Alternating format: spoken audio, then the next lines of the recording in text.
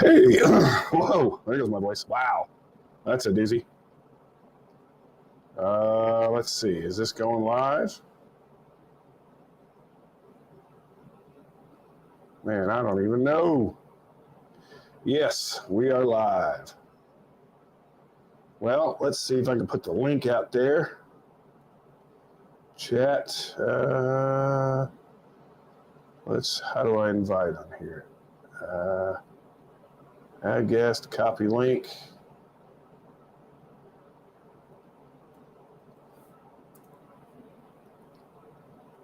There we go.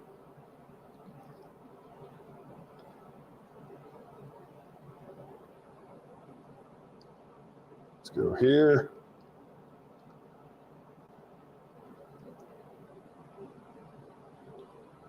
And get somebody over here.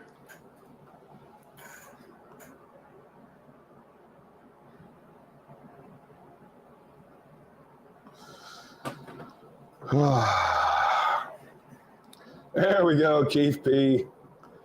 Glad you found me. Sorry about that. Doc's having some internet issues, so we're going to go ahead and keep it going over here.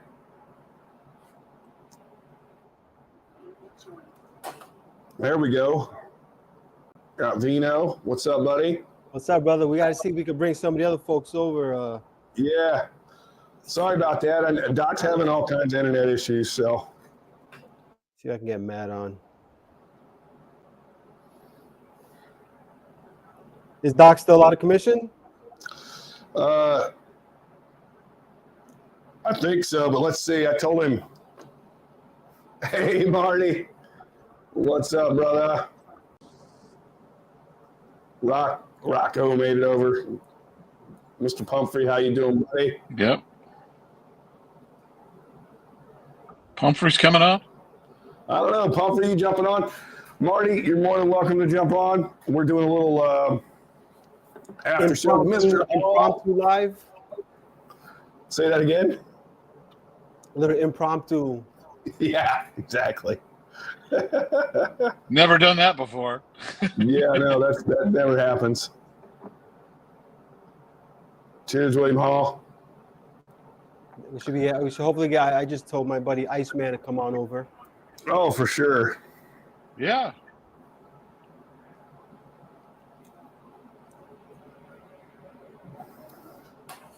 So Shane, tell me a little bit about your how'd you start this distillery, man? I'm really interested to hear that. So pandemic hit, right? And there was a massive fracture in social structure. Cheers, Mike Franklin. So I navigated to YouTube. I saw this whiskey community because that was kind of my thing, personally, that, I had at a local, but, with all the kind of social breakdown, I didn't have that anymore. So I saw this, or I found this YouTube community and thought, well, holy shit, that really embodies everything about whiskey for me. That's what makes it so special. So that, coupled with the idea that, the distilleries, there was this big push because the community, the consumer market was on a real big climb. Mm. So the distilleries were very quickly, trying to put out everything and anything they could with all of these crazy stories that were, most of them bullshit, but it was, to a marketing thing. And in my mind, I thought, but the best part of this is really the community. Yeah. So how do I highlight that? How do I continue this in a way that the next generations really know what this is? Because to me, this is very special. So, and please, you're going to have to forgive me. My voice is effed. I don't know what, my sinuses or something, but anyway. I thought you were going through puberty for a second there. Yeah, trust me. You're a little older than the average puberty guy. I turned 50 Tuesday. Puberty long left town, my friend. Wait, this birthday was your 50th one? It will be, yeah, Tuesday. Oh man, that's double cheers to that, brother. Thanks, man. Thanks. That's amazing. That's amazing. Yeah, thank you. So in my mind, I'm thinking, we're running out of stories. These distilleries are coming up with bullshit, but this community is great. How do we perpetuate this? How do we keep this growing? How do we keep it going? And thank you, William Hall. So I was like, well, shit, I'm just going to start a distillery. I'm just going to start an NDP with the idea and the plan that I will start distilling in the future. And we're going to call it story time because to me, that's the real connective tissue in all of this is these stories we share. Oh, that's all. So, oh man, just even if you stop right there. Yep. That's a really dope ass fucking origin story, man. Yeah, and that's what it's all about. And what's crazy is, screw you, Pumphrey. What's crazy is all of this started totally not planned, but I got incorporated or became an official organization on June 14th, which just so happens to be National Bourbon Day. No way. Nice. Totally did not plan it, but that's what happened.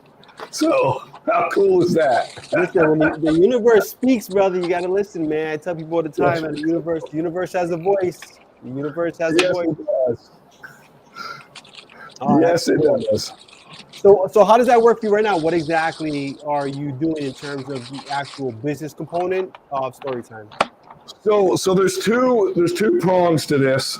There's three really, but we'll get into the third in a minute. The first one is Authors Guild, which is a private barrel group that will sustain itself hopefully to infinity. And the whole purpose of it is to find and procure exclusive, top shelf whiskeys at below shelf prices for the community itself. And it should be a zero-sum game, right? At the end of the day, it's not a profit center. It sustains itself, and that's all I ever want it to do. Okay. If it makes a couple bucks, great. If it loses a couple bucks, great. I don't care either way, right? It's a community thing, and it's to make sure, and if you talk to people that have gotten these bottles, I think they tend to agree that I find very unique bottles that are way above the standard and way below the price of the current market. And that I try to do that.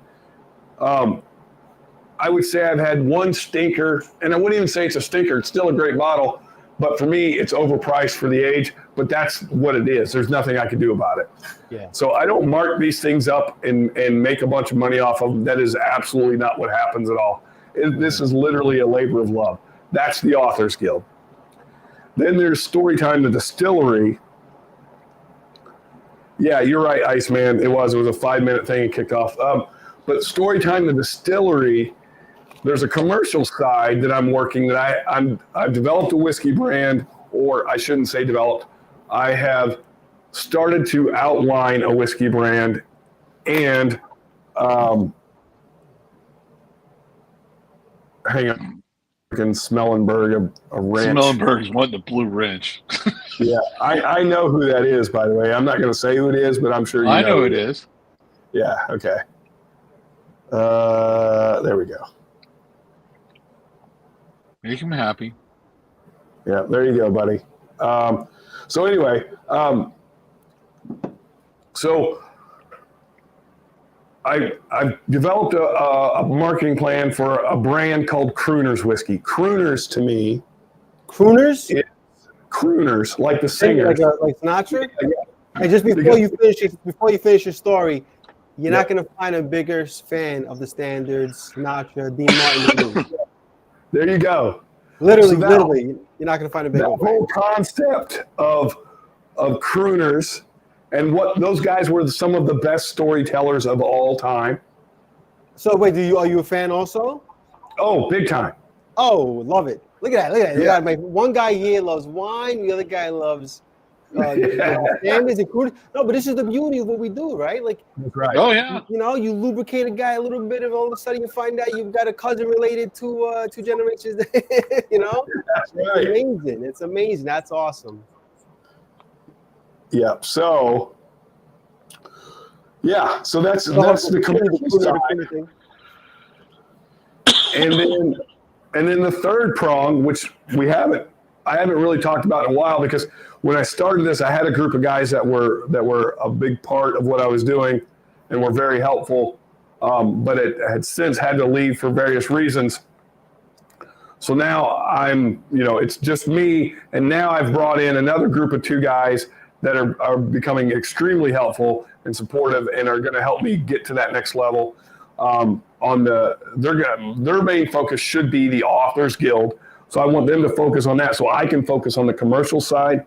And then the third piece is the nonprofit piece, which is called Long Road Home Whiskey. And that is strictly a nonprofit organization that will be guided by a board of advisors that will own 10% of the revenue from Storytime, and they will use that to enrich the community, whether it's people that are in need, whether it's events that are in need. Amazing, brother.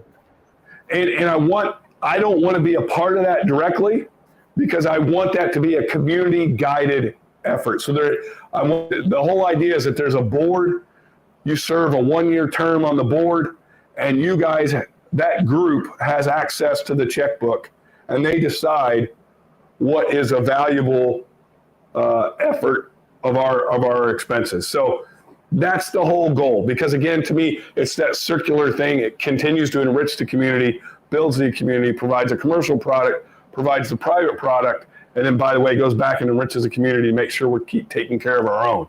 And it becomes very circular. What's great about it, though, is the whole, trifecta, triforce, whatever you want to call it, of this, the 3-pronged business plan you have here, is that it's all passion based, dude. None of the, all of this means something to you. It does, yeah. For someone like myself, that means a lot to me, because I think we all, we all want to be successful. We all want to reach a certain level of success financially, support our families, and have some nice things in life. But at some point, you got to reach beyond that. And beyond that is not more money, it's fulfillment, right? And so what you're doing now is you're creating fulfillment. You're creating fulfillment within this hobby of yours. Right. And that to me, that's super commendable, man. I think that's super dope. I'm doing that in my own personal life, like leaving a very lucrative industry that I was in, and now I'm doing coaching because my fulfillment is helping other people get their shit together. You know what I'm saying? And so I feel so good when I do that. Does it pay well? Sure. But at the end of the day, that's not why I'm doing it. I'm doing it because I came from a place. I came from a rough place. I'm from the South Bronx. I mean, I had a rough, life growing up, and I was able to put it together and to be able to help people figure that shit out too. Whether you're someone who's wealthy or poor, I'm here to give everybody the insight and the perspective to get their shit together, right? And so you following your path and doing all this, the third prong of that, man, and even the first one, right? You're helping people get something they love at a good price. Mm-hmm. That's charity work too. Yeah. That's 100% charity work. That's still given to the community. You're like, hey, man, this specific community needs someone like me to help them not get, to deprive themselves maybe of something that they're looking for because they can't necessarily afford it. Right. And you might say, oh, these guys, these are people buying bourbon. How much? No. Look, it's their love, their passion. If they could save money getting something that they love and it brings them fulfillment and happiness, that's an achievable thing. That's a really cool thing, man. Here's kind of the piece of that we haven't talked about, but I want it to be affordable because I want you to open it and I want you to share it. And if I have a $400 bottle sitting up here, I'm going to be watching that bottle very closely when people start reaching for it. But if I have a $60 bottle, I'm going to be like, hey, boom, let's just tear it up, boys. I ain't got to think about it because we're just there to enjoy it. And that's why the goal is these affordable bottles that you don't have to think about. I don't have to, like, yes, they're one and done in every case, right? It's a single barrel. It's one and done. Yeah. But you know what? I've got another one coming, and it's going to be another amazing experience. And That's you're going to break it out, and you're going to drink it, and you all are going to enjoy it. And you're not going to be sitting there sweating every time someone goes to pour it in their glass because they're like, well, are they pouring 3 ounces or 2 ounces? How many ounces? I don't care about that. I want you to drink it, and I want you to enjoy it. I feel you, man. I'm with you, brother. It's like, when I have guests over, and I have some expensive bottles here, especially some of my rums and stuff. And it's like, if you want a great daiquiri, I'm going to make it to you. I'm going to make it for you with my best rums. I want you to taste it.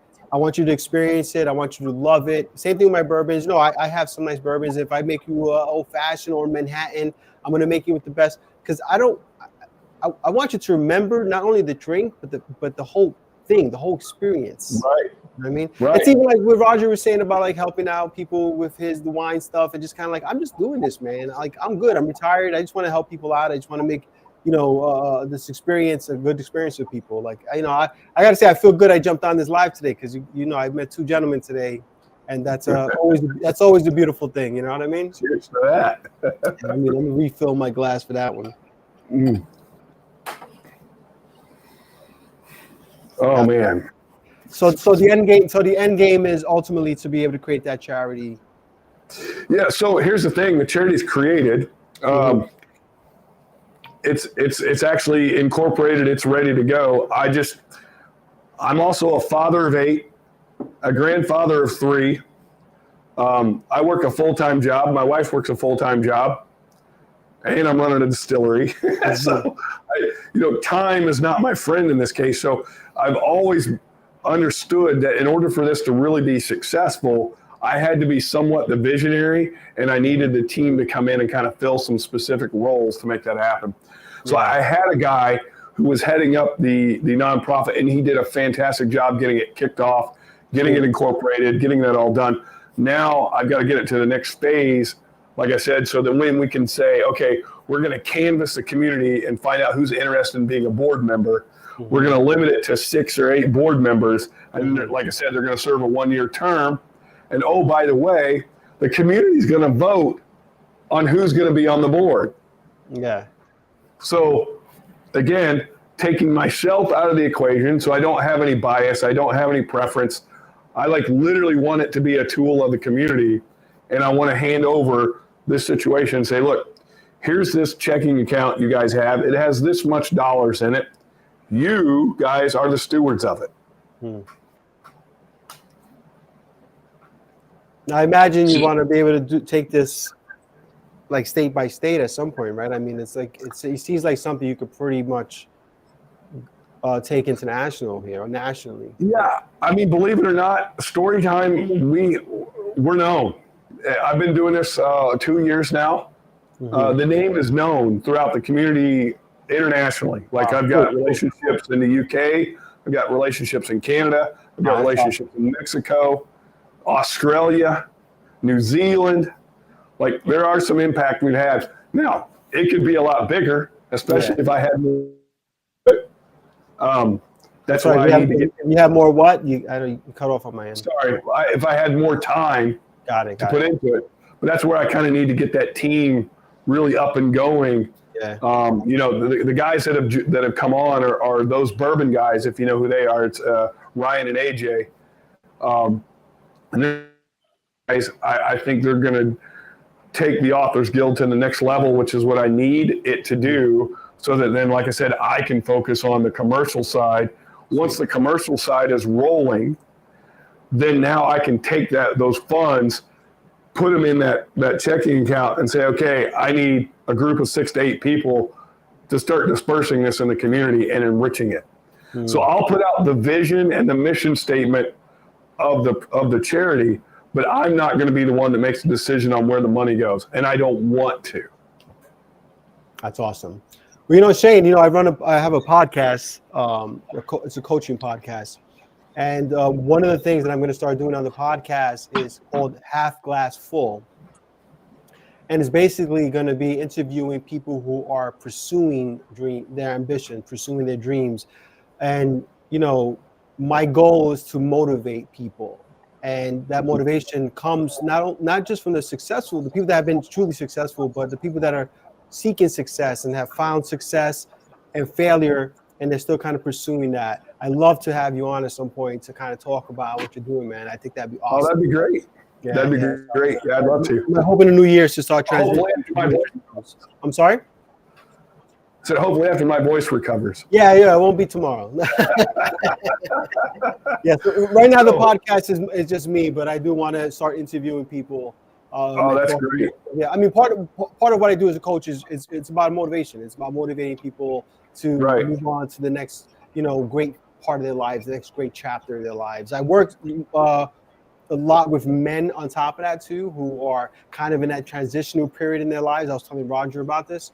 So, this thing you're talking about is going to be a transitional part of your life. If this all comes to place, which it sounds like it will, because you're passionate about it, it would be great to just kind of talk about that and whatnot. So let's save a little bit of this conversation for the podcast. Yeah. Well, absolutely.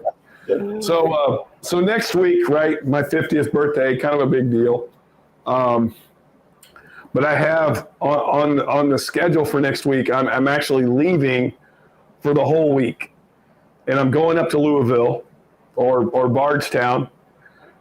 I'll be doing at least 4, maybe 5 barrel picks. We're going to be doing Elijah Craig, Wilderness Trail. I can never remember the damn name of the one that does Very Old St. Nick and Rare Perfection, but we're going there too. It sounds like Maker's Mark might be on the docket, and Knob Creek. So next week is going to be a crazy week for me. And then I found out yesterday that I have 2 barrel picks coming up with Jack Daniels. 2 barrels will be picked in June 28th, and then in August 28th, I go back for a second 2 barrel pick. So super excited to do that. That's going to be something that's also available to the Authors Guild people, will be those single barrels that we pick. I will also be getting an Old Forester pick. Those dates will be coming out in March, and I'll get to pick one of those dates, and we get to go do an Old Forester pick. So I'm not one who traditionally likes the big distillery picks, because typically you go there, they give you a fixed, like, here's your 3 or 4 barrels to pick from, and that's all you get. I really enjoy the ability to explore the rick house, to find barrels that are something obscure or that set themselves apart. Roger's been on a pick with me, and I think he would agree. I tend to try and make that experience something of a treasure hunt, more so than hey, pick one of these. But these particular 2 distilleries are 2 picks that I think are very spectacular. Like, the opportunity to do Jack Daniels and Old Forester are so unique. Being able to do a Jack Daniels rye barrel proof, and then to do an Old Forester 100 proof, as you heard most people say, they can't even find those. So to me, that brings back that essence of, here's something that you don't normally find, that's going to be hard to get, yet it's going to be competitively priced, if not better than the market, and it's available to the guild. So, and the cool thing is I get to bring people on those picks with me.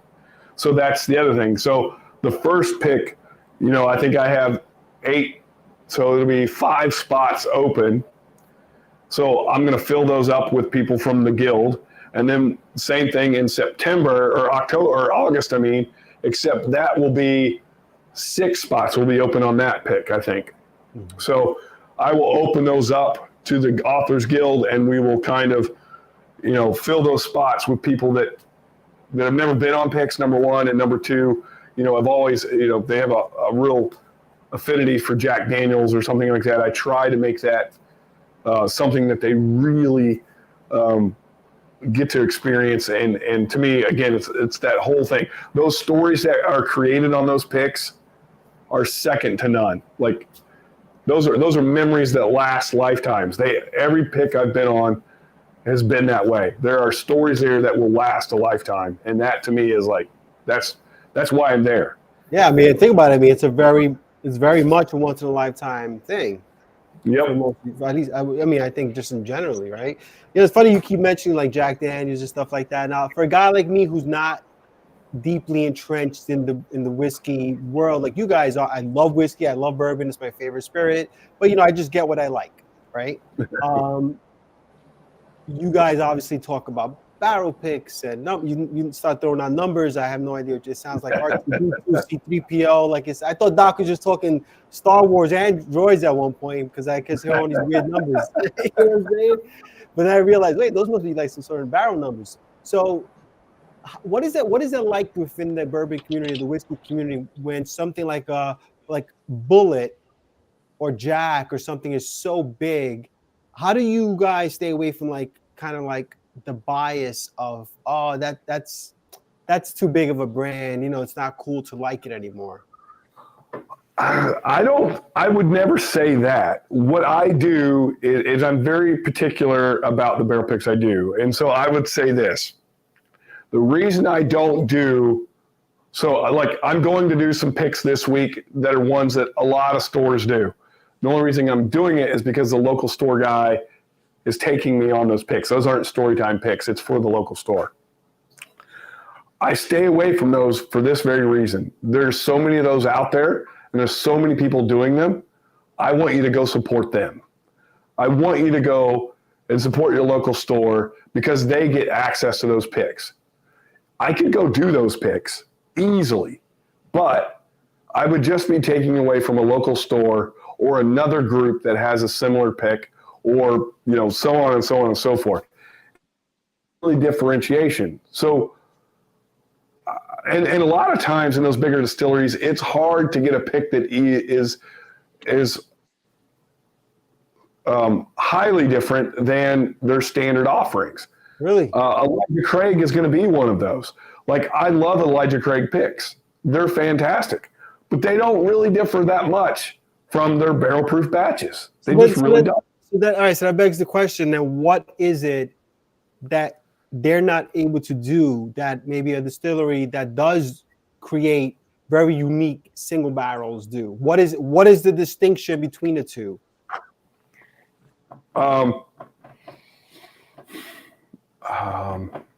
You don't know. Age. Don't feel. Yeah, no. I mean, there's when you are so for instance, Heaven Hill, when you're that large and you have 1 million plus barrels aging, mm-hmm. the goal for a distillery that size is to produce a product itself again and again, so that you as a consumer know, when I go to grab a bottle off the shelf, it is the same as the bottle I grabbed 3 months ago, 6 months ago, a year ago. Yeah, to be consistent. Like right. Roger and I were talking about with some wine producers. Like, they want to make sure it's a consistent. 100%, right? Yeah. So you can go to it and it's always going to be this. It's going to be amazing. So, or at least there's an expectation and it meets it. Yeah. The thing about single barrels is they're all wildly different. And that's what you want as a bourbon enthusiast, right? To be like, I don't want it to taste like the shit that I'm going to buy at Total Wine, right? Yep. And I want that one of a kind scenario where, for example, I've got a Russell's pick that everyone swears would be a Sazerac mash bill. And it is not. It is 100% a Wild Turkey mash bill. But it tastes so much like a stag that people swear to me that it's a freaking stag. I'm like, it's not. It's absolutely not. It's a turkey. So to me, that's the kind of stuff I look for, right? Like, those are the things that really excite me, because you get something that's so unique. But why do you think it is, though, that like an Elijah Craig is not what are they not doing? I guess I'm trying to ask, like, what are they not doing? Maybe it's their barrels. What are they not doing that makes? I don't think it's what they're not doing. I think it's what they are doing. They're doing it so well and so consistently. Oh, wow. That their product is fantastic. Like, the worst Elijah Craig barrel proof is still a fantastic bourbon. God, It's still a fantastic bourbon. And you can get it for 70 to 80 bucks. And it's a 10 to 13-year-old bourbon for 70 to 80 bucks. No one else is doing that at barrel proof. Interesting. Like, you can't fucking beat that. Like, they should be admired for what they have done. And they have done such a great job of it. But there are certain things they can't do. And that's the nuance of profile that you get from these unique barrels and these unique mash bills that are in certain rick houses that produce these certain profiles. And they'll never get that. So they've almost perfected it to a fault almost. Absolutely. And now they still do single barrels and they do vary, but they don't vary wildly enough. Like you can usually tell it's still Elijah Craig. What's a producer? What's a distillery where you would say to someone like myself who is savvy but not an enthusiast when it comes to bourbon, that you would be like, hey, these guys, look for a single barrel from these guys because it's going to be so much more of a wild card than their commercially produced stuff. So the thing about a wild card is it can be good or it can be bad. Yeah, but that's a risk. That's a risk I'm willing to take, though, as someone who is in the beverage industry.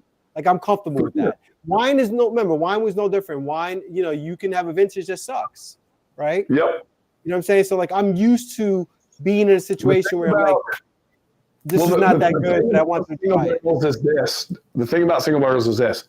Someone is going and picking it.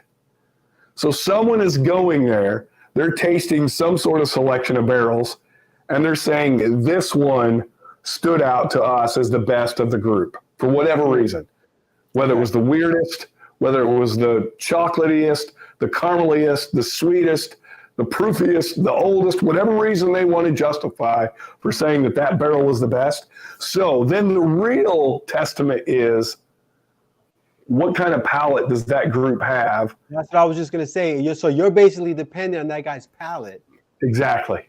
Which is really interesting, right? Because what's different about like the wine business is that year is what it is. We don't give a shit whose palate it is. You got one chance. That's it. That's it, man. It's not barrel by barrel. It's like the whole yield is the same.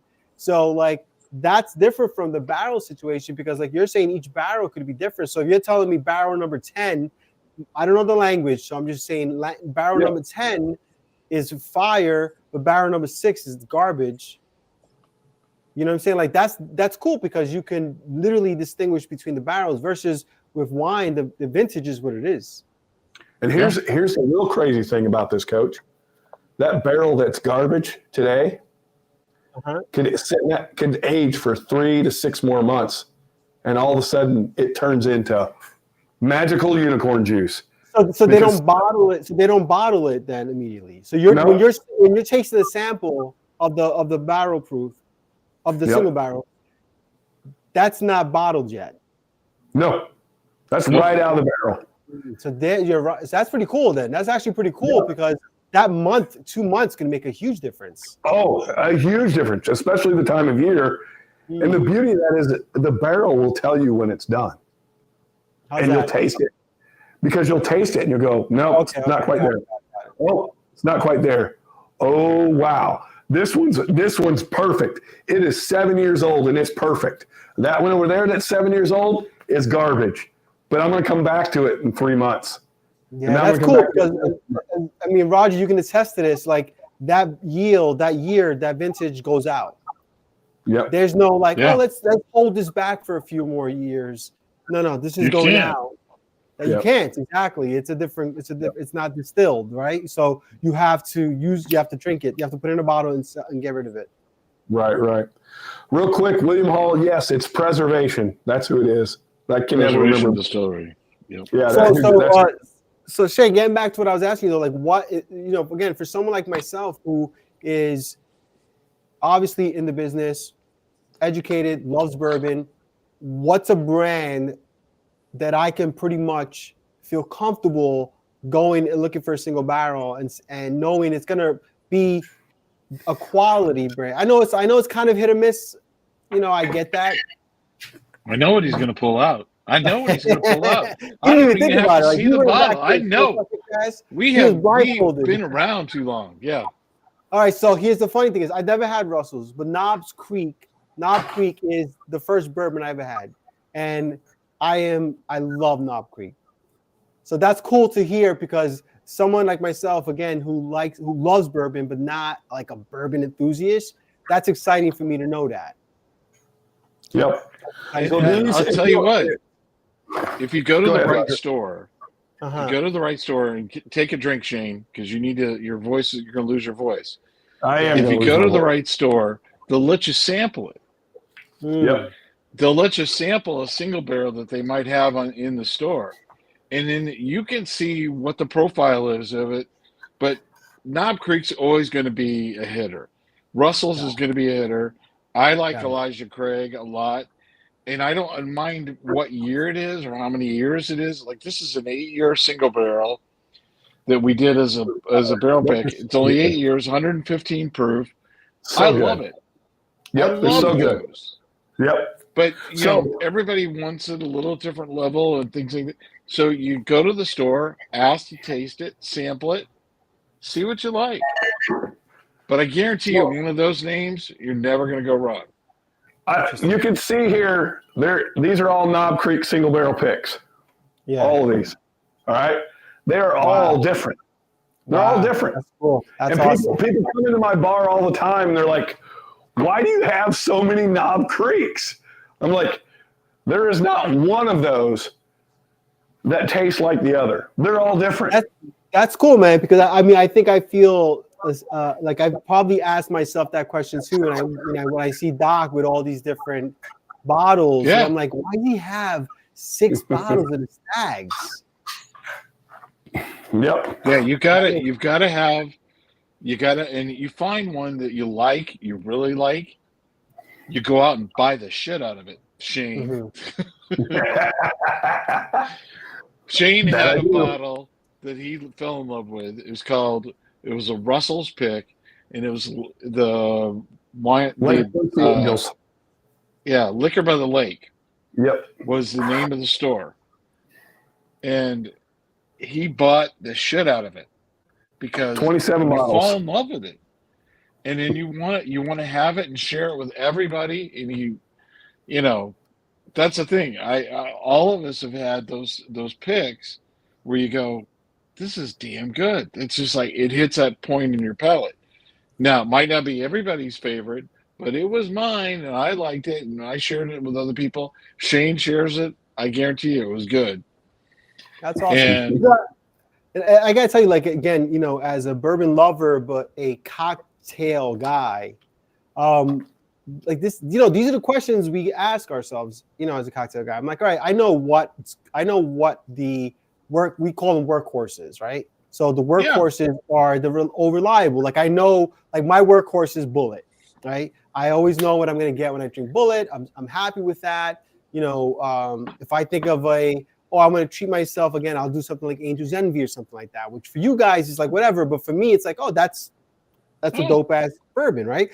It's a good. I would love to do a live with you guys on my channel where we could talk about this and just like kind of educate the average cocktail person as to really good bourbons, because most cocktail people don't really drink neat. But in an old fashioned, a really good bourbon is fire, man. I will tell you that right there makes an amazing old fashioned. That's what I'm saying. So, especially with my channel, because I tend to gravitate towards spirit forward cocktails. Again, my favorite 2 spirits are Amaro and bourbon, right? So I like stuff that's stirred and it's dark and it's boozy. And so just having like a bourbon guy on to talk about these kind of nuanced things about the bourbon industry and about bourbons themselves would be really cool. I think it'd be a good learning opportunity for my folks. Well, and the other thing I see is, what it's like on the wine side. Camus wine, love them. Mm-hmm. I mean, you love them or hate them. Yep. Their wine's going to taste the same every year. Every year. You pick up a bottle of a Camus Special Select or the regular bottle, it's damn, you're going to take it, and every year it's going to taste the same. Yep. And you kind of have to just realize that, hey, that's what it is. But you can't do, I mean, bourbon, if you did that with bourbon, that's your baseline bourbons. They should all taste the same. But your Yes. single barrels, your hard to find stuff, every one of them is going to be different. Everybody's going to go crazy about it. And then I'll give you an idea. Last year, there was a bottle that came out from Elijah Craig, C923. People got into it and loved it so much that then they started getting into the laser codes that were on the back of the bottles to determine which laser code was better than the other. Huh. And I'll tell you what, it opened up a whole can of worms. And me and Shane are kind of like, he yawns about it. We're like, it's good bourbon. Just enjoy it. But I think what's funny though, we know, coming from the cocktail side of things, when we think of whiskey, we think of it as the different whiskey categories, right? So, you're gonna get this from Scotch. You're gonna get, maybe with Scotch, there's some like differences obviously between like Islay Scotch and single malt, right? Like Scotch to us Right, is probably yeah. the most, it's probably the Peated, most not peated, complicated of smoky, whiskey, not smoky, yeah. With bourbon, it's like bourbon, right? There's like very specific rules to bourbon. And with rye, it's like not really that exciting for cocktail folks, but they're great for Manhattans, right? But the reality is that bourbon is actually incredibly nuanced. But we think of rum that way. Rum is very, for us, like every island makes a completely different rum. And that's really exciting for us.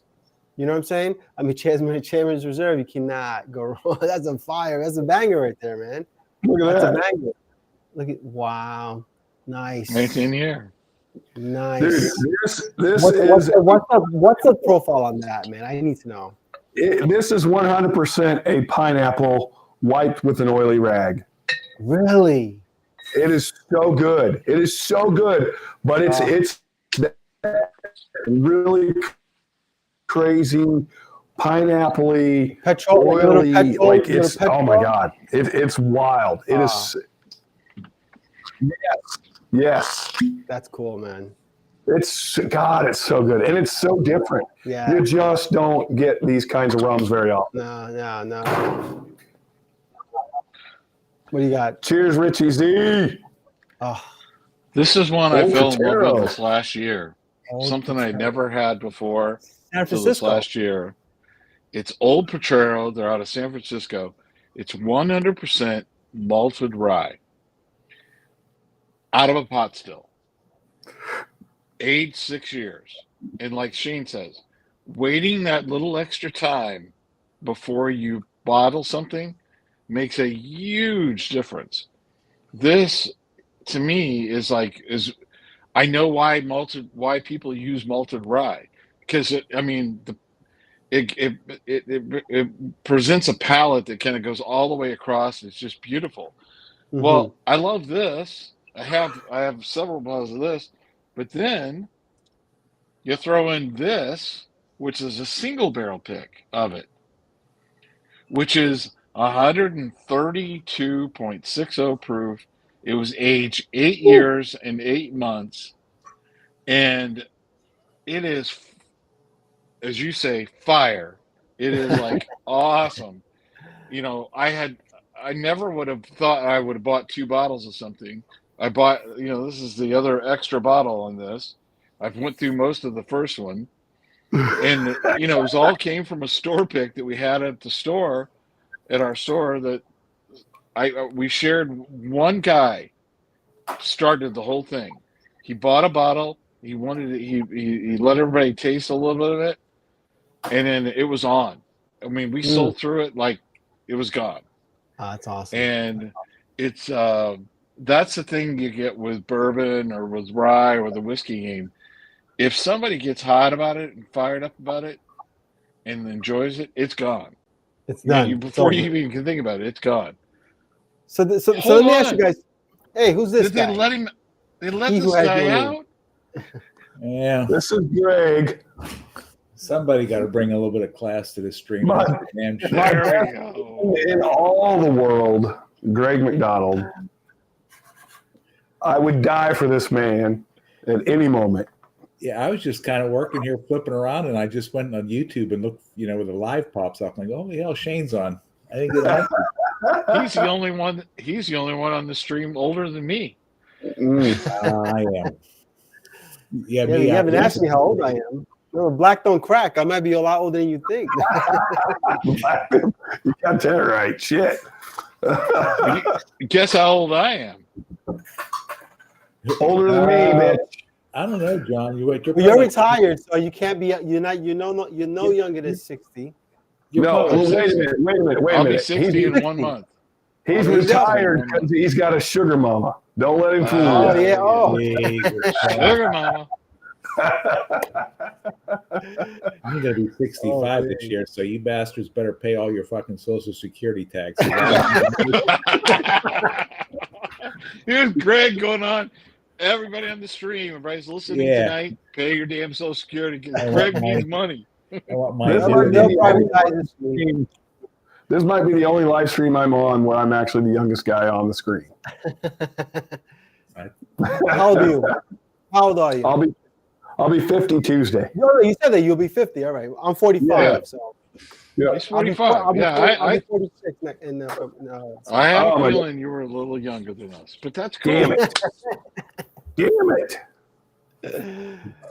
Oh, that's great. Greg's So- old. so- He's really. I So, am. so I do want to ask you guys, being a like the just the whiskey enthusiast that you are, something I love to do is when I'm traveling is like if I'm in a new town or a new state, just go to a local distillery and just pick something up. Is Yeah. that something you guys do, or because you're so much into like like special stuff that you kind of stray away from that? I would say I do that not as much as I did a year ago or 2 years ago, but I'm definitely, I do enjoy those smaller craft distilleries. The problem is with the bourbon boom that has happened, a lot of these older distillery or craft distilleries have put out a lot of shit and capitalized on it. So they've like pushed a lot of really young shit out there, and they're charging primo prices because they're crap. So kind of hit or miss. Yeah, no, I get it. I mean, that's one of the things I will say. I get stung a little bit by it, but I look at it like buying a magnet for your fridge when you're in a new town, right? So I'm like, all right, I'll just pick up a bottle, and it'll be part of my collection. And I picked up stuff that tastes like shit, and I'm like, all right, fuck it. Like I got a piece of that place. You know how we talk about experiences and stuff like that, right? That's what that is for me. It's a memory. Yeah, you know for what I mean? sure. So Yeah, I for definitely got stung a few times, but I've also been surprised by some where I'm like, oh wait, this is actually pretty good. Yeah. It's usually young, like you said, it's pretty tight and stuff. But you could see, man, if this sat just a little bit, like a couple more years, maybe it'd probably be pretty good. Right. That's probably the most enjoyable part of it is like, man, this has got a lot of really good stuff going on. If it just had 3 or 4 more years on it, man, and you can, and so then you find kind of these distillers. You're like, I'm going to be watching you because in 3 or 4 years, you guys are going to be. And I would say that's kind of my feeling with Starlight Distillery. For those of you guys that know Starlight, I think in 4 to 5 years from now, Starlight's going to be putting out stuff that is going to be mind-blowingly good. Mind-blowingly good. And what they're doing now is great. But in 4 to 5 years, when they're getting that 8 to 10 to 12-year-old stuff they're putting out, oh my gosh, it's going to be really, really good. And I can't wait. You guys ever? So I got like this little barrel here. So like I like to age whiskey, barrel aged cocktails. You ever find a bourbon or whiskey, whatever like that, and you just throw it like this could use a little more something and throw it in there, just trying to kind of fix it yourself? Well, I did early on. I don't now. Greg on stream. He's we've done a lot of blends together. He's the one that when I pulled this up, he's the guy that did that blend. Okay. oh yeah, That's Old McDonald's Badass Bourbon Blend. So when you're talking about blend, you're talking about taking other bottles and kind of mixing them up, make them. Yeah. what's in there? I can't even remember. I don't remember. It was damn good though. That's all I know. He's 65. He can't remember.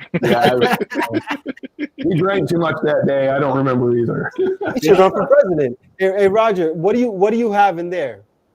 What are you Okay, showing so up there? He's pulling out this old right here is Dr. Old bottles. Monroe Stumpies. And this is a distillery that I've watched for 6 years. It's a grain to glass, grain to Oh, bottle that's not a yeah. distillery that's local here. And the young guy's kind of made his own way. He's built a column still from a still that he got from Germany that was like 100 years old. Oh, And cool. he built it, got it completed, and utilizes it. And it's fun to watch these guys as they keep growing, and it gets more and more age on some of the bottles. And like you said, it's always fun to kind of watch. And I think eventually they're going to be class. But I still love it's like a wheat whiskey. I love it. You can tell. I drink the hell out of it. Yeah, that's half. The other That's thing half. I That's less do, than half. You got less than half a bottle. yeah, and this is something you talk about. This is Benchmark Foolproof, which is a Buffalo Trace product. Everybody seems to like it, but I thought, well, what will happen if I add a oak spire to it? Mm. I don't know if you can see it inside the bottle, but there's an oak spire that I've had rusting in this bottle for about 6 months or so, and I keep going back to it and trying it, and kind of experimenting, seeing if it gets better. It's a lot darker, I can tell you that. Hmm. Who's, The who's the juice is ones a lot darker. who puts those? I've never done those spirals. I've done the barrel, obviously, and I feel like they don't impart too much. Like they do it as really kind of like they do it, but not. It's not overwhelming. I was worried that those spirals might be a little much. Well, this one had been used a one, couple of Roger? times. Is I that- dried it okay. out.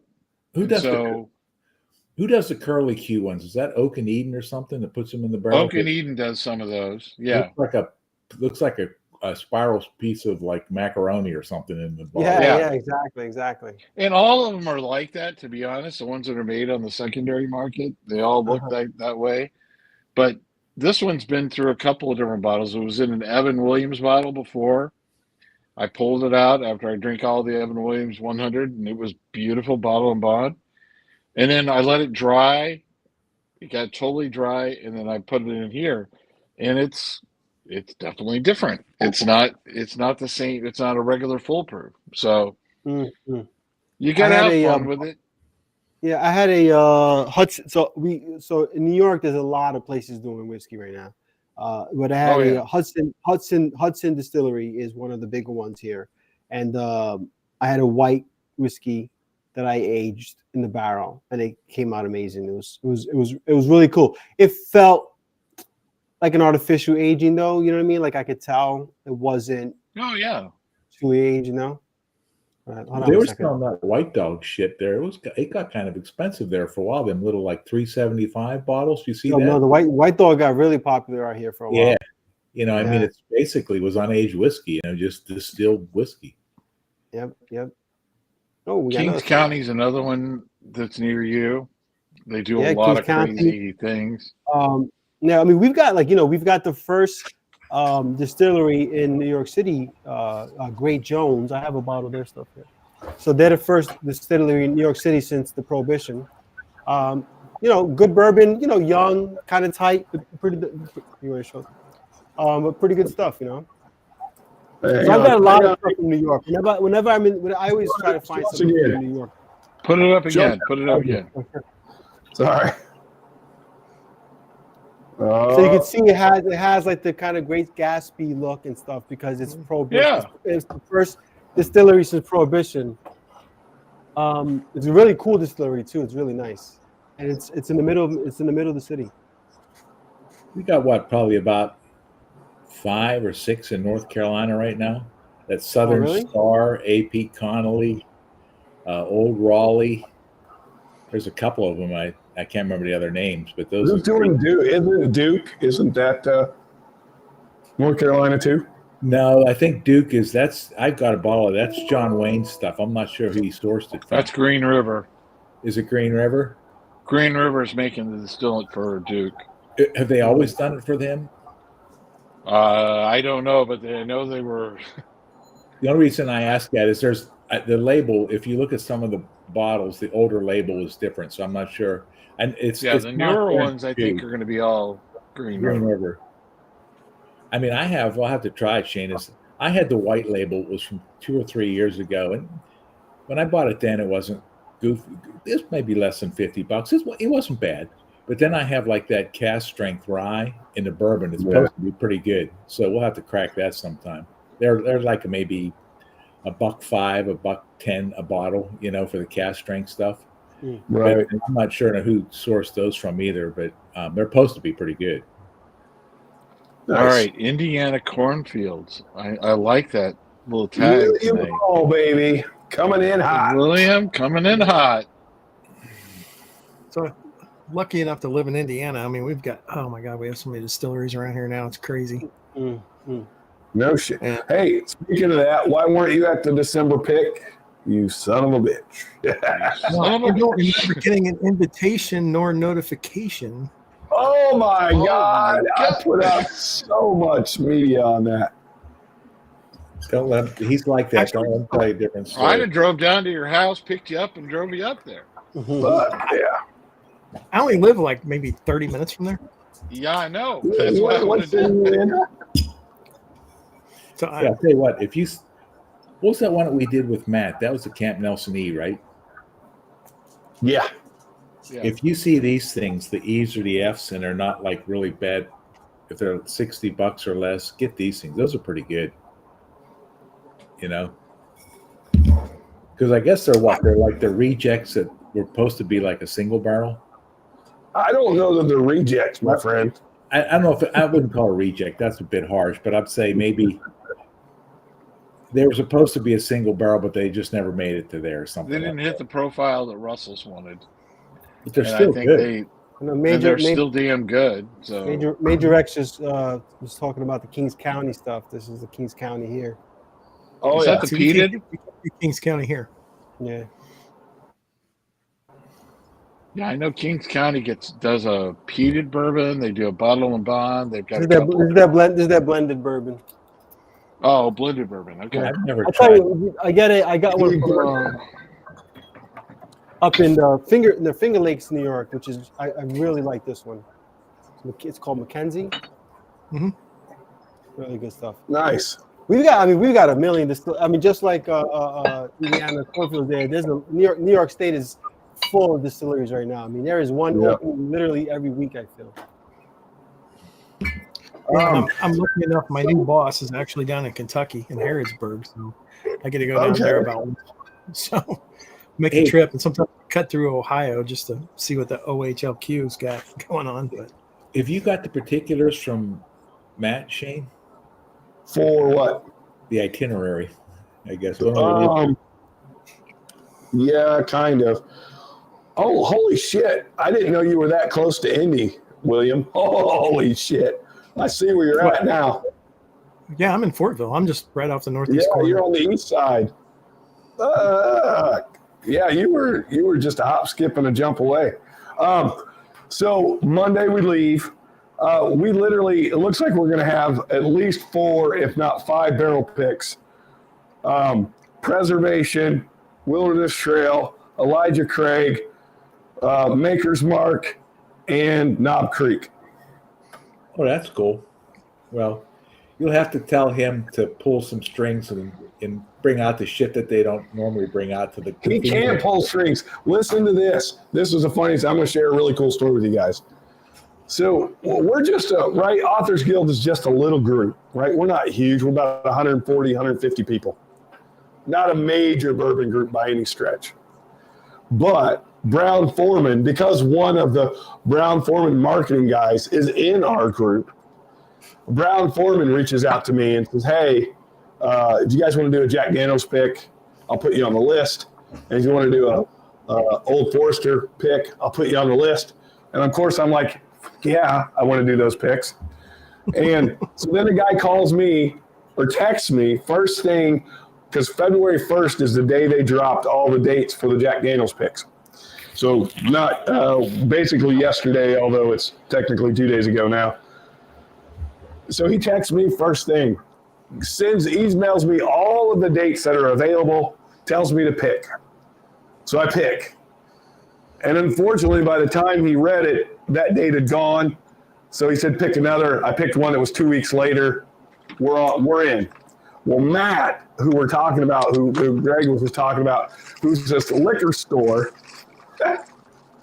he didn't get a call until 2 hours later. He only had 3 days to choose from.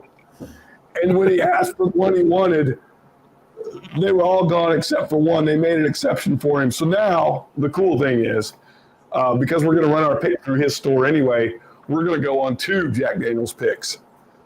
Nice. So we'll be doing one in June 28th, and then we'll be doing another one. And both of them will be 2-barrel picks. So my goal is to do a barrel and a bourbon, a rye and a bourbon in both cases. But we'll see, because whatever stands out is going to stand out, and that's what we're going to get. But we are going to try and do 2 barrels each time. So we're doing a conviction, a beam. Oh yeah, that is honeysuckle like you cannot believe. So good. I get the Jelly Bellies, the buttered popcorn. Buttered popcorn, yeah. Oh my God. That's the nose I get on this. It's the buttered popcorn, jelly beans. Those are my wife's favorites. She loves those things. Oh, I know. She hates bourbon. Yeah, though. Chicago. I stop at that store up there. Hey, Shane, text me the places. Text me. I'm getting old. I can't remember. Text me the places we're picking. Do you know how to use a cell phone, or do I need to mail it to you? I've got the ones with the big buttons on it. Big buttons. The rotary phone. No, the ones with the old people cell phones were like the number buttons are this big. He'll get us. You can remember, Shane. You can text his nurse as well, and she'll read it to him.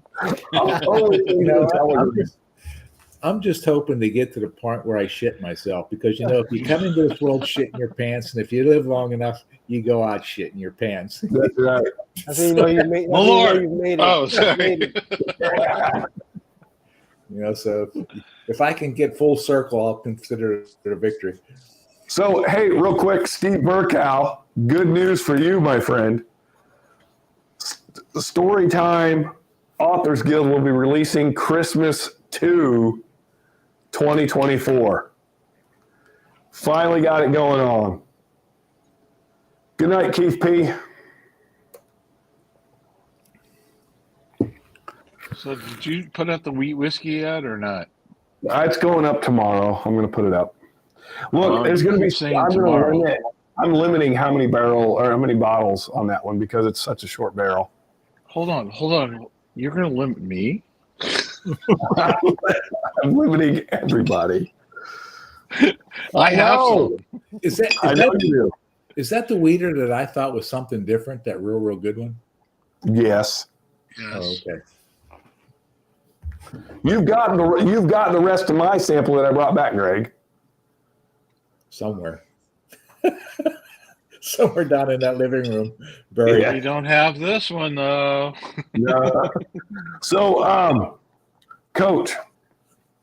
So you said you like Amaro. Yes. So here is a corn whiskey and finished in a cherry bitters barrel, and it is amaretto. Like it is Di Serono, but it is a whiskey. And an amaretto is probably my favorite liqueur. Like kind of like a nut liqueur, especially. I always keep a huge ass bottle of it. I love to use this stuff.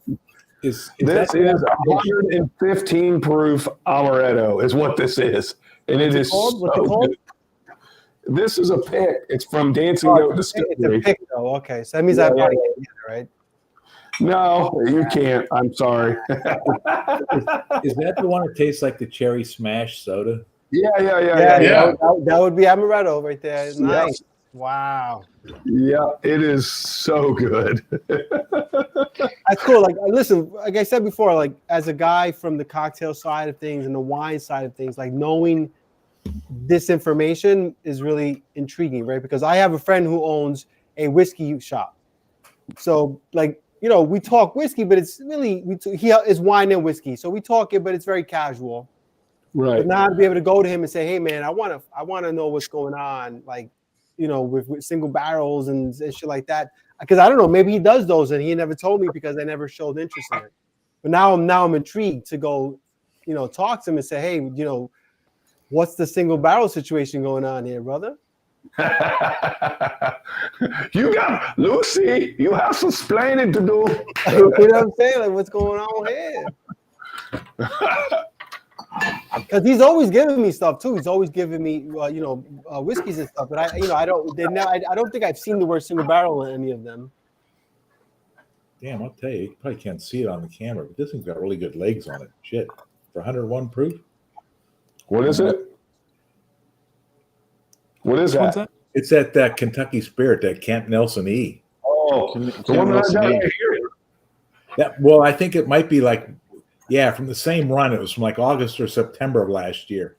What's the date on that? Oh, this is Camp Nelson A. Okay, that was a good one too. Yeah, June 1st. Have a pour. Yeah, I will. I was going to have my Elijah Craig fill your. Oh, that was that was your pour your own. It is. I'm telling you what. That's quite a pour. Do they always have that available down there? Yeah, well, I mean, it's not always the same barrel, but yes. Yeah, but I mean, it's there. Yep. I got you backed up. Oh yeah. So Roger has this. Is it 1023? Is that your barrel? Who, me? Yeah. Well, you're the only other one that's got one that I know of. I got 3 different ones, so. Of course you do, you son of a bitch. Son of a bitch. What is that, Roger? What is it? A turkey? Warehouse K. Oh no, you're on. Never mind. Roger, this is what I'm drinking. Roger. Oh. Yeah, see it. Notice you filled that. Oh shit. Am I drunk? No, I'm not drunk. You're not drunk. Not yet. You got a Y batch. I only got 3 of those. Yeah, okay. Which Y do you And have? one of them's my 10? wife's pick. She even got her name on it. Look at this. Look at. We just had a celebrity jump in chat. Senior Dunny. That's Drill Sergeant Dunny, sir. Drill Sergeant Dunny. Salute. When's that bottle going to drop, Shane? There's pre-orders. Yeah, the pre-order's open. So they're going to bottle the end of the first week. So end of next week, middle of the following week. And then the third week of February, I'm going to go grab them up and then bring them back and start shipping them out. Nice. All right, because I gotta coordinate with you because I might be multi-state at that point. Yeah, I'm going to just probably hold yours until you're settled. Because to me, that makes no sense. I'll get it to him. That's right. I'll give it to William. No problem. Yeah, he'll hold it. Hold it. Good night, Iceman. Hey, what are you moving, Roger? Yeah. Yep. Why Heading don't you from go to St. Louis Little to Rock? Little Rock. Yeah. Yep. Send your whiskey to Shane. We'll keep it safe. No, yeah. Oh yeah. Just like my wine and everything else. No. Well, you got to periodically sample it to make sure. I'm going to it's have not the bad. wine and the whiskey all are going down with me in the same truck. It's like Hell storing a with car. the You got to movers. start it once in a It's while me. and make sure it still runs. That's right. How many bottles are you shipping, Roger? Oh, you're not shipping, you're Oh. driving. How many are you bringing? What would you say the total collection? 1,100 wine, 300 plus bourbon. Night, Adam. Did you say God, I hope you don't 1,100 get pulled wine? over. Huh? Did you say 1,100 wine? Yes. Wow. Yeah. That's a big You're trailer, gonna get brother. pulled over for bootlegging. It's what, 90? Do you have a lot of vintage? Do you have a lot of vintage stuff? Are you doing a temperature controlled container? My wife runs a trucking company. Oh yeah, We got it. we're talking to a soul here. Forgot about that. We got it. We got it. You guys got it taken care of. Don't worry about it. We got it. Oh, that's awesome, man. So it'll be fun. It'll be down there. It'll be fine. But it's just making sure that all kits are unbroken. That's a big thing. So what do you guys? Would you put it in like regular boxes that it comes in, or what? I got a whole batch of boxes from a company called Domain Storage. I don't want to advertise for them, but I pick up. They got flats that work really well. Hold it tight. Okay. The big thing is just making sure that you know who loads it, you know who unloads it. Yeah, that's the the main simple thing. thing. If you look at a whiskey case, there ain't a lot of protection on. There's just cardboard, but Yeah. you just got to make sure that. But most of those bottles don't end up broken, so No, I mean you got to be careful moving the bottles. That's the thing, though. yeah. The wine I've got taken care of. So Roger, I've done this before. what's the oldest vintage you got wine wise? I don't have a lot of older. Most Okay. of the older stuff is maybe. I've drank most of the stuff. I've got an older bottle of Ravenswood Zinfandel. It's probably 1988. I don't keep a lot of the older stuff. It normally gets drunk before that point. So Yeah. 2002. I mean, I've got older stuff that I wouldn't even bother. I wouldn't even drink because I know it's not going to be any good, but it's just cool to have. You know what I mean? Like I have a 73 Lafite, but like Rothschild, but I'm never. It's definitely not going to be really good when I drink it. But Coach, it's not I might going to be have what you so think. cool. It's so cool to have it. Yeah. Coach, I might have a session with you. I've got a box wine from 2023. That's my Oh, oldest. hell yeah. Hell yeah. You got me topped, brother. You got me topped. William You know Hall what? I got love- the box wine going on. I love red wines. I love cabs. I love red wines, but they don't. You joke around, but like box wine is not crappy anymore, man. Like producers realize there's an industry there for it. There's an audience there for it, and they're producing good stuff. It's the same thing that happened with screw caps, right? Screw caps for a while were the box wine of bottles, but now even the high end producers are using screw caps. Yeah. AKA what? Stelvin enclosures. Well, Once you call it that, people go, "Ooh." I like Stelvin enclosure. I really like the glass ones. What do they call vino? Shit. Oh yeah. I love not. The I don't ones know why I hate to do with tequila because the tequila bottles always get stuck with the glass enclosure. Yeah, no, the wine ones, alone. and it's in the wine one. It's not. It hasn't caught on the way it should. But Vino Seal, maybe Vino Seal. Yeah, Vino Seal. Vino Seal. I really got hooked on red wines when I was down in Mexico. I spent 3.5 years in Mexico for work, and they had a great influx of like Brazilian wines. Interesting. Just South American reds, and the steak down there was cheap, so I mean every night was like steak and wine, and I really got hooked on it. And yeah, I would. I mean, I wasn't there with you, but I would think it would be more the Chilean and Argentinian wines that were kind of like the big ones.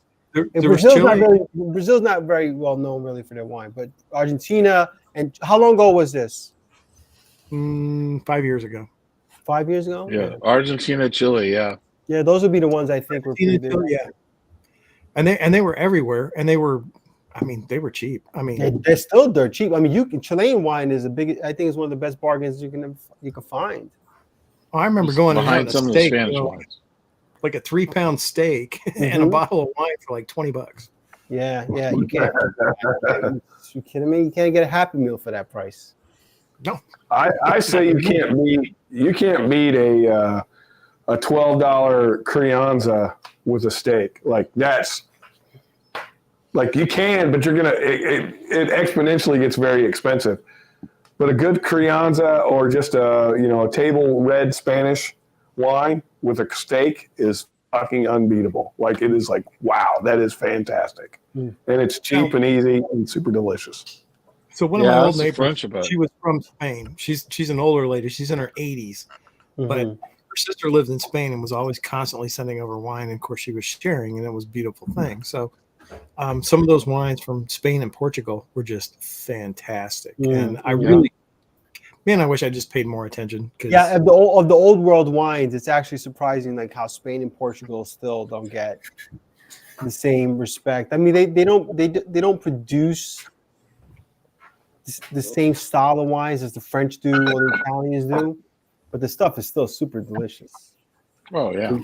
I used to work with when we first got married with my wife's brother, who's like a general contractor, and he did like high-end home improvements for like doctors and physicians and people. And there's one radiologist that was building a wine room in his house, and he was a collector. And this is like almost fucking 40 years ago. He had like Mouton Rothschild, Petrus, and shit. So if he has that shit left, I can't even imagine what that shit's left, because he had cases of the shit, you know.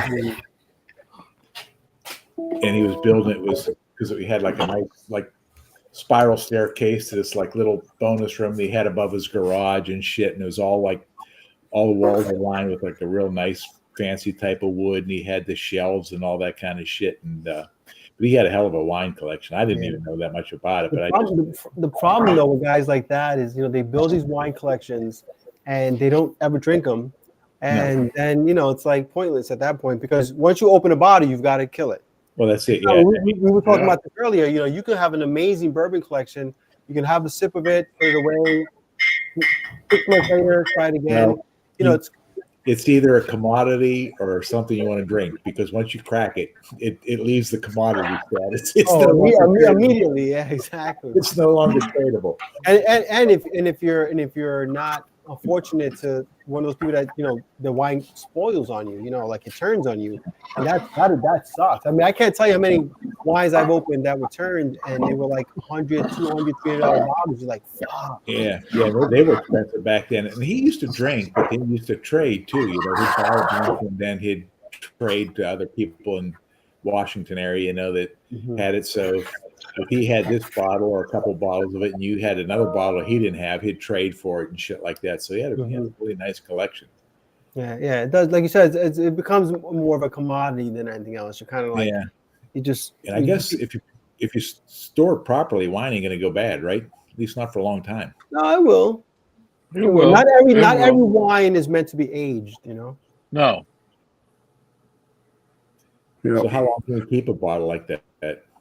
In the perfect conditions, if it's a fairly big acidic wine, those can be aged for a long time, but they're eventually going to degrade. I mean, they're just like 100-year wine is not going to taste good. No, I don't think. Yeah, the best a stretch would be 20 years, and that's a stretch. After it's been bottled. Yeah. Because you're gonna because what happens is you're gonna decant it, and you gotta drink it. I mean, Rod, you could attest this. You gotta drink that shit in 30 minutes. You know what I'm saying?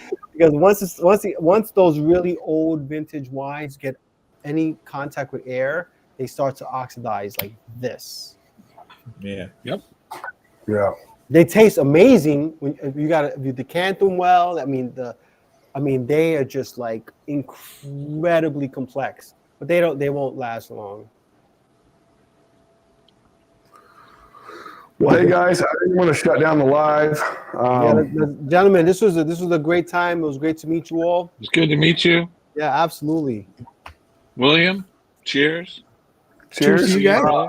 We'll keep it going in the background. If anybody wants to jump in or hang out even in the background, you're more than welcome to click on the link. We'll probably go for a little while longer, but just going to shut the live part down.